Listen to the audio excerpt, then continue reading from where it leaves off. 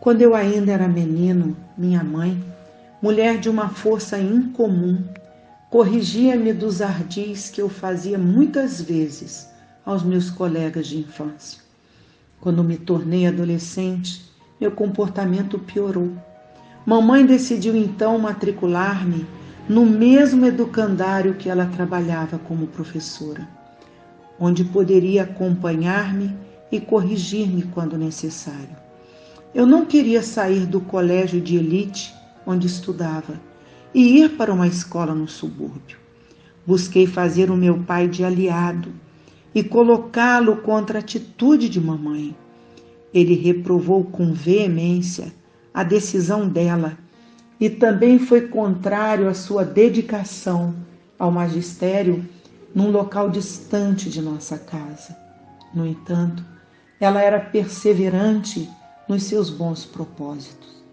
Adorava ensinar, principalmente a alunos mais carentes. Com o tempo, meu pai, tão consumido na direção da fábrica, deixou aquele assunto de lado. Eu acreditava que os colegas daquela escola suburbana eram inferiores a mim e nas oportunidades zombava deles com brincadeiras ofensivas. Mamãe, certificando-se das minhas péssimas atitudes, aconselhou-me com firmeza, porém com carinho de sempre.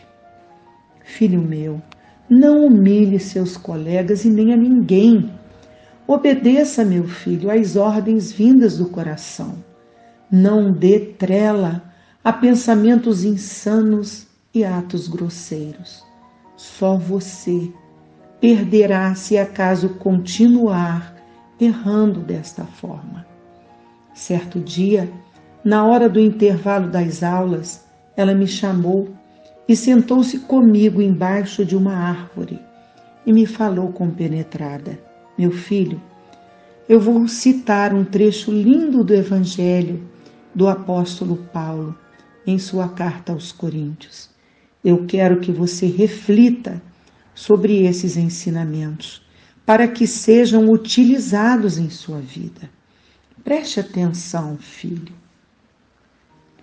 Ainda que eu fale as línguas dos homens e dos anjos, se eu não tiver amor, serei apenas um bronze que ressoa, um sino que retine. E ainda que eu possua o dom das profecias e conheça todos os mistérios e toda a ciência, ainda que eu possua um tamanho grau de fé que me permita remover montanhas, se eu não tiver amor, eu nada serei. Ainda que eu distribua os meus bens entre os pobres e deixe então o fogo consumir meu corpo, nenhum proveito tiro se eu não tiver amor. O amor é paciente, é bondoso, não é nada exigente, arrogante, orgulhoso, jamais é descortês, nunca é interesseiro, não se irrita, não guarda rancor no coração. Tudo desculpa, tudo crê, tudo espera, tudo suporta. O amor não terá fim. Coitada de mamãe, mal sabia que apesar de todo o seu esforço e das palavras carinhosas para que eu mudasse, eu achei que aquela leitura não tinha nada a ver comigo. Eu passei toda a minha adolescência com sentimentos contraditórios entre a minha índole inferior, as orientações sensatas da querida mãe e os exemplos de honestidade e dedicação do meu pai. Via-me em um grande conflito interior, indeciso na minha escolha. Algumas vezes, despertava em mim a vontade de fazer o bem, mas de repente caía em erros recalcitrantes. Ao completar 18 anos, desejei ardentemente ter uma moto.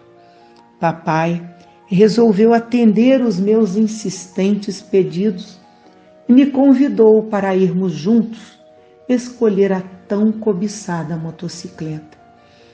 mamãe buscou interferir, expondo a meu pai que eu não tinha maturidade suficiente para dirigir um veículo, principalmente uma moto.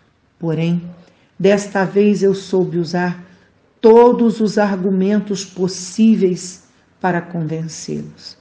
Citei que já era um homem, estava mudado e tinha conseguido a minha carteira de habilitação. Jurei que não correria e teria toda a atenção em dirigir.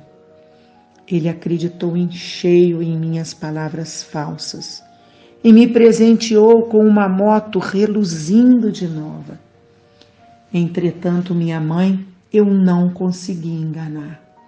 Ela ficou desconsolada e apreensiva com aquele veículo potente em minhas mãos.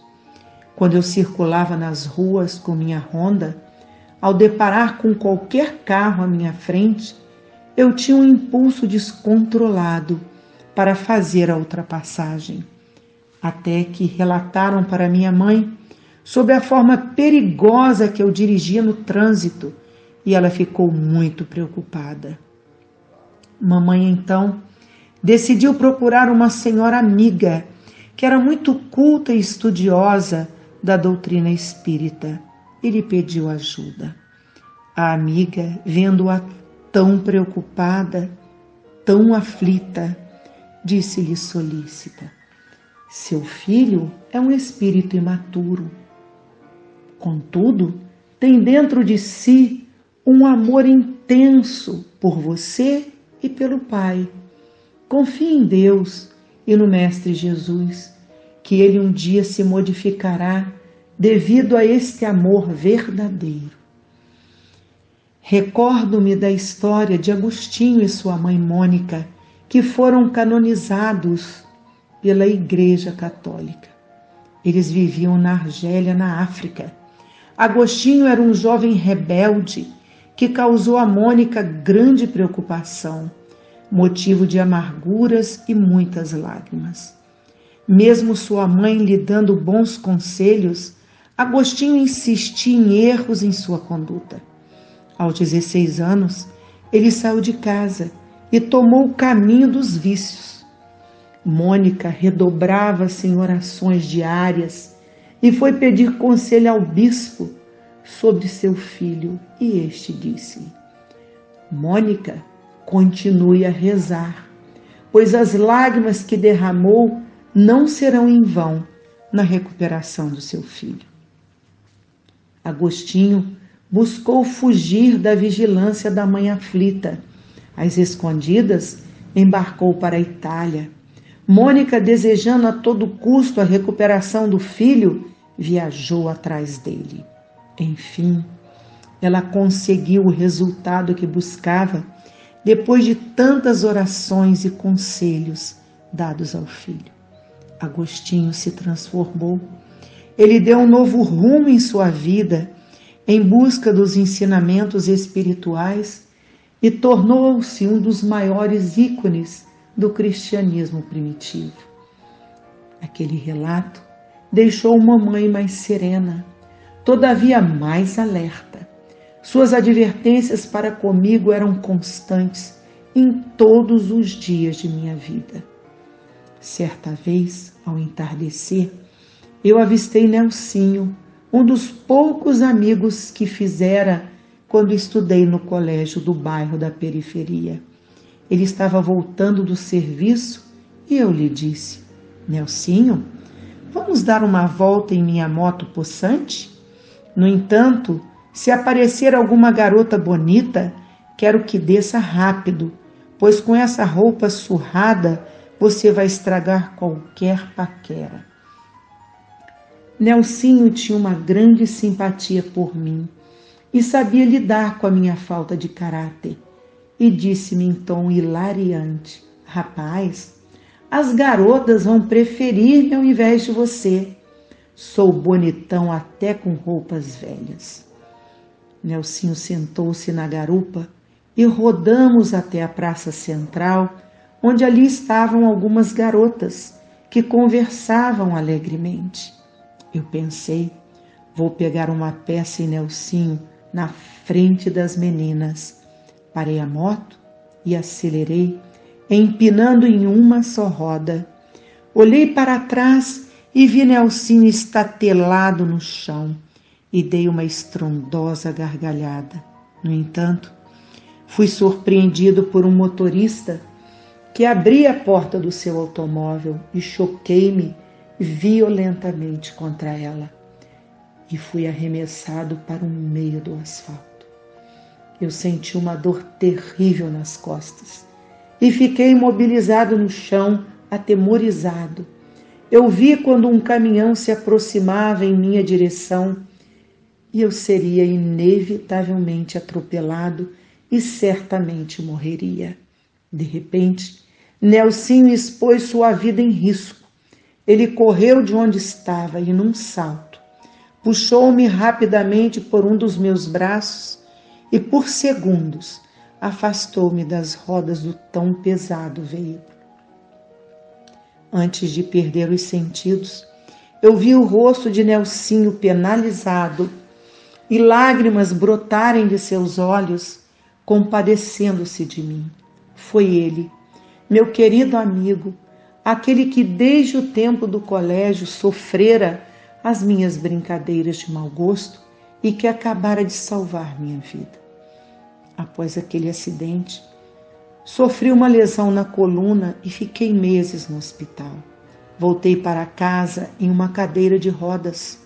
Muito indignado, não quis conviver com outras pessoas, a não ser com meus pais. Por várias vezes, Nelsinho, meu amigo, quis visitar-me. Entretanto, eu recusava recebê-lo. Eu queria ficar sozinho. Nem na própria varanda de minha casa eu não queria estar para que ninguém me visse naquele estado. Os meus pais levaram-me a muitos médicos, especialistas renomados. Porém, não existia cura para o meu caso. Dinheiro algum me faria o mesmo jovem atlético de antes. Ao ver-me tão revoltado, mamãe dizia que a minha vida não encerrara com aquele acidente, que eu poderia fazer 1000 coisas úteis e agradáveis. Todavia, a rebeldia e a ingratidão dominavam-me e faziam aflorar de meu ser muitos sentimentos inferiores. Eu não retribuía o amor e a dedicação constantes dos meus pais e preenchia meu tempo somente com o mundo virtual, onde ali ficava até altas horas da noite, me entretendo no computador com coisas fúteis e banais.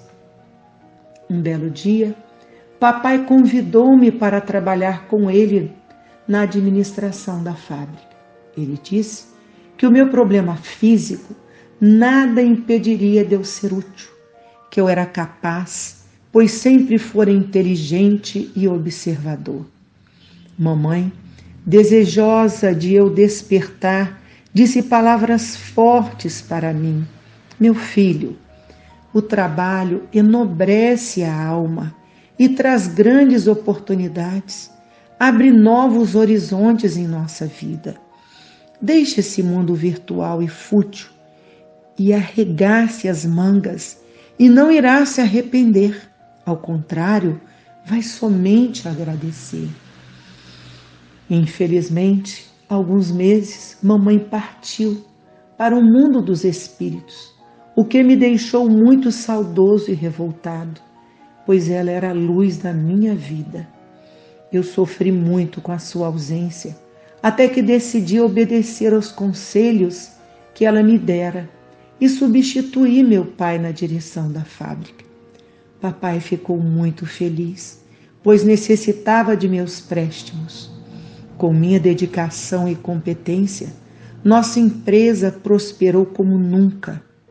Entretanto, eu cometi um grave erro. Não tinha qualquer consideração para com os empregados da fábrica, como se eu quisesse vingar-me do que ocorrera em minha vida. Numa certa ocasião, Lenita, uma jovem operária que trabalhava como copeira, derramou café sobre minha camisa. Apesar de plena consciência que fora minha culpa, pois ao girar o braço abruptamente, esbarrei na xícara. Eu humilhei aquela jovem, chamando a sua atenção com palavras ofensivas, e ela ficou muito embaraçada. E por mais que ela pedisse desculpas, eu ignorava. À noite, em meu quarto, vinha-me a lembrança do olhar desolado de Lenita e senti um grande remorso. Recordei-me das palavras sobre o amor, ditas pelo apóstolo Paulo, que minha mãe um dia lera para mim, e procurei ser mais educado, mais cortês, mais humano com os funcionários a partir de então. O tempo passou e eu dedicava cada vez mais aos negócios da fábrica, ao ponto de não ter qualquer distração. Além disso, não me alimentava adequadamente, não me preocupava em fazer qualquer revisão médica e pouco dormia.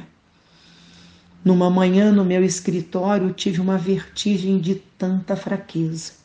Eu caí da cadeira de rodas e bati com a cabeça no chão. Gritei por socorro e foi Lenita que me acudiu prontamente, pedindo auxílio a outros funcionários que também me socorreram e ligaram para papai avisando-o do meu acidente. Fui levado ao pronto-socorro em um hospital público. Na condição que estava, não tinha forças para exigir nada. Fiquei numa maca em um corredor sob a atenção de Lenita. Ela conversava comigo, dando-me forças naquele momento tão difícil, enquanto eu aguardava atendimento.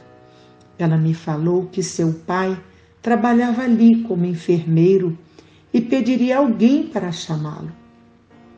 A minha fraqueza era tanta que só vi um homem vestido de branco aproximando-se e desmaiei. Já à noite, quando acordei na enfermaria com papai ao meu lado, ele disse-me que havia 2 pessoas do lado de fora querendo visitar-me. Eu olhei para papai e disse: chame-os, por favor. Para minha surpresa, aparecem Nelsinho com Lenita.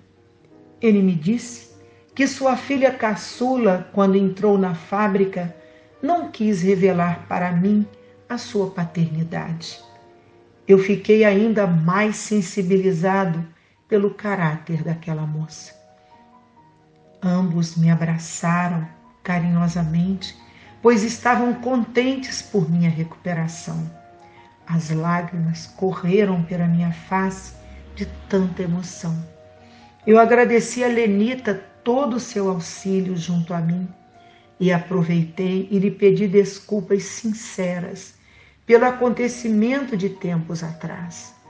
Dirigi o olhar a Nelsinho e falei que ele era um verdadeiro amigo e que eu não merecia seu tamanho apreço. Um dia salvara a minha vida e agora mais uma vez presente junto a mim com sua filha. Devido à minha mudança, constatei grande emoção em papai. E também naquele momento senti perfeitamente a presença espiritual de minha mãe. Ela me envolvia em um abraço carinhoso e escutei suas palavras que repercutiam no interior da minha mente. Filho querido, continue colocando o amor em sua vida, como o apóstolo Paulo tão sabiamente nos falou. E seja um novo homem, como exemplificou o Santo Agostinho. Fique em paz, meu amor.